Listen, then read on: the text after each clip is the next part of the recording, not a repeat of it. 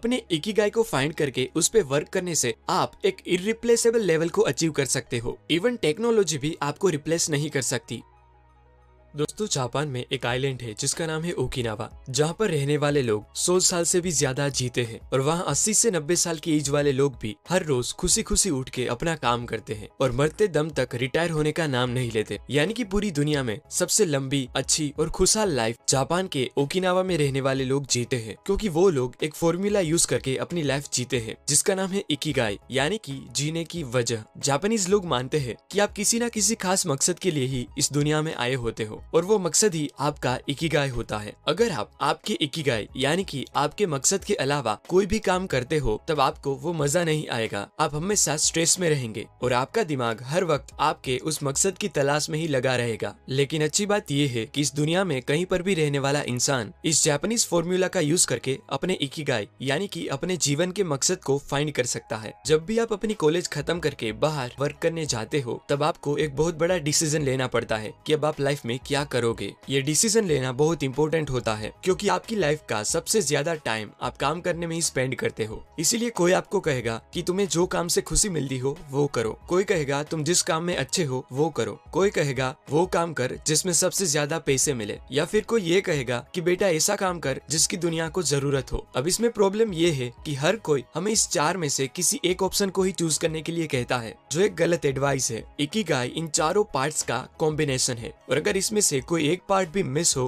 तो आपकी लाइफ में क्या प्रॉब्लम्स आ सकती है वो हम एक डायग्राम की मदद से समझेंगे। पहला सर्कल है व्हाट यू लव, इसमें वो सारी चीजें आती है जो आपको करना पसंद है। दूसरा सर्कल है what you are good at, इसमें वो सारी चीजें आती है जो काम आप अच्छी तरह से कर सकते हो। थर्ड है what you can be paid for, इसमें वो सारी चीजें आती है जिसमें आपके काम के बदले में आपको पैसे मिले। एंड लास्ट फोर्थ सर्कल है व्हाट द वर्ल्ड नीड्स, इसमें वो चीजें आती है जिसकी दुनिया को जरूरत है। अब देखो, फर्स्ट और सेकंड सर्कल के कॉम्बिनेशन से आपको आपका पैशन मिलेगा, यानी कि जो चीज करना आपको पसंद है और उसमें आप अच्छे भी हो तो वो काम होगा आपका पैशन। एग्जाम्पल, नई चीजें सीखना और प्रोग्रामिंग करना आपको पसंद है और उस काम में आप काफी अच्छे भी हो तो यूजफुल नॉलेज पाके प्रोग्रामिंग करना आपका पैशन हुआ। फिर सेकंड और थर्ड सर्कल के इंटरसेक्शन से आपको आपका प्रोफेशन मिलेगा, यानी कि जिस चीज में आप अच्छे हो और उसके बदले में आपको पैसे भी मिलेंगे तो वो काम बन जाएगा आपका प्रोफेशन। एग्जाम्पल, कुछ नया सीख के आपने एक ऐप बनाई जिससे आपको थोड़े बहुत पैसे भी मिलने लगे तो अब वो काम हो गया आपका प्रोफेशन। थर्ड और फोर्थ सर्कल के कॉम्बिनेशन से आपको आपका वोकेशन मिलेगा, यानी कि जिस चीज के बदले में आपको पैसे मिले और उसी चीज की दुनिया को जरूरत हो तो वो काम होगा आपका वोकेशन। मतलब आपने बनाई ऐप दुनिया की नीड के लिए बेस्ट सूटेबल है तो वो काम हुआ आपका वोकेशन। और लास्ट में आपको आपका मिशन मिलेगा,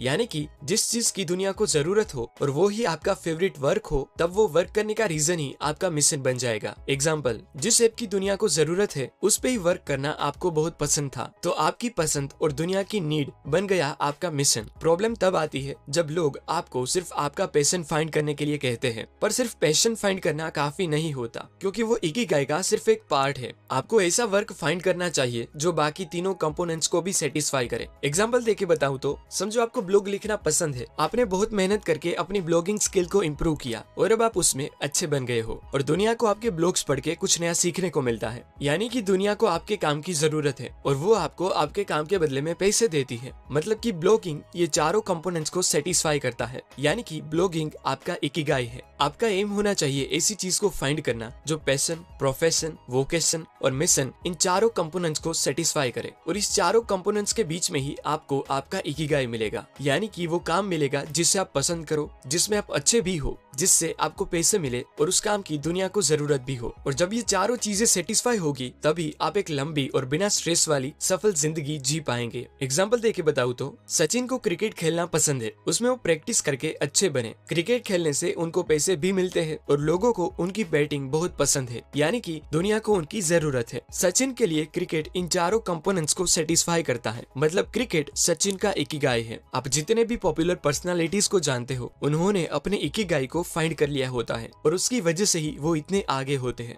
इकिगाई को फाइंड करना बहुत इंपॉर्टेंट होता है क्योंकि उससे आप अपने काम में फ्लो स्टेट अचीव कर सकते हो। फ्लो स्टेट मतलब अपने काम में इतना डूब जाना कि दूसरी कोई भी चीज मैटर ना करे, और वो फ्लो स्टेट ही एक्सपर्ट्स, आर्टिस्ट और जीनियस पर्सनालिटीज का पावर होता है। अपने इकिगाई को फाइंड करके उस पे वर्क करने की वजह से ही एप्पल के फाउंडर स्टीव जॉब्स को जापान के आर्टिस्ट और इंजीनियर्स बहुत पसंद थे। जब स्टीव जॉब्स ने 1980s में जापान में सोनी फैक्ट्री को विजिट किया तब उन्होंने उनसे कई सारी नई चीजें सीखी और अपनी कंपनी में इम्प्लीमेंट भी करी। इवन स्टीव जॉब्स को डेली यूनिफॉर्म पहनने का आइडिया भी वहीं से मिला था। वर्ल्ड के पॉपुलर एनिमेशन स्टूडियो में से एक जापान के स्टूडियो गिबली के फाउंडर एंड एनिमेटर हायाओ मियाजाकी अपने वर्क में इतने इन्वॉल्व हो जाते हैं कि संडे और नेशनल हॉलीडेज के दिनों में भी वो स्टूडियो पे ही वर्क कर रहे होते हैं। और आज 79 इयर्स की एज होने के बावजूद भी वो कभी अपने काम से थकते नहीं, क्योंकि उन्होंने अपने इकिगाई को फाइंड कर लिया है और वो उस पे ही वर्क करते हैं। जापानीज शेफ जीरो ओनो आज 94 इयर्स की एज होने के बावजूद भी वर्ल्ड की बेस्ट सुशी डिश बनाते हैं, क्योंकि सुशी बनाना उनका इकिगाई है। अपने इकिगाई को फाइंड करके उस पे वर्क करने से आप एक इररिप्लेसेबल लेवल को अचीव कर सकते हो। इवन टेक्नोलॉजी भी आपको रिप्लेस नहीं कर सकती, जिसका बेस्ट एग्जांपल है मार्क कोट, जो रोल्स रॉयस के एकमात्र कोच लाइन पेंटर है, जो वर्ल्ड की एक्सपेंसिव कार्स में से एक यानी कि रोल्स रॉयस पे अपने हाथों से लाइन ड्रॉ करते हैं, जो बहुत ही रेयर स्किल है और उनको आज तक कोई नहीं रिप्लेस कर पाया। आपको अचानक से अपना इकिगाई नहीं मिलेगा, आपका इंट्यूशन यानी कि आपके अंदर की आवाज और क्यूरियोसिटी ही आपको आपका इकिगाई फाइंड करने में हेल्प करेगी। उसके लिए आपको अलग अलग चीजें ट्राई करनी पड़ेगी और क्वेश्चंस पूछ के अपने आप को जानना पड़ेगा, और जब भी आपको अपना इकिगाई मिलेगा तब आपको ऑटोमेटिकली पता चल जाएगा कि हाँ, बस इसी चीज की मुझे तलाश थी। ये सभी बातें मैंने हेक्टर गार्सिया एंड फ्रांसिस मिराल्स की बुक इकिगाई से सीखी है। इस बुक में ओकिनावा के लोगों के बारे में और भी कई अमेजिंग बातें लिखी हैं जो आपको अच्छी लगेगी। अगर आप ये बुक रीड करना चाहते हो तो उसका लिंक आपको डिस्क्रिप्शन में मिल जाएगा। और अगर आपके पास ऐसी ढेर सारी ऑसम बुक्स रीड करने का टाइम ना हो तो ऐसे बुक समरी वीडियोस देखते रहिए।